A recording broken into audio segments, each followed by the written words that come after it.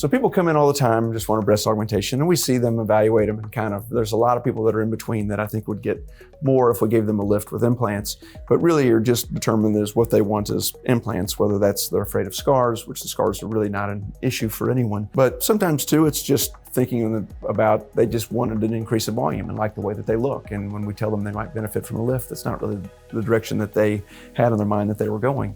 So I think we show them pictures and kind of show them what that's going to look like. And I think that, and we get a lot of questions about that too. Well, do I need a lift? Do I not need a lift? And so we have a jillion pictures to show people of somebody, this is what, this is what you look like. This is what you look like with implants alone. And this is what you look like with implants and a lift. And I think so some of that is dependent upon what that patient's goals are.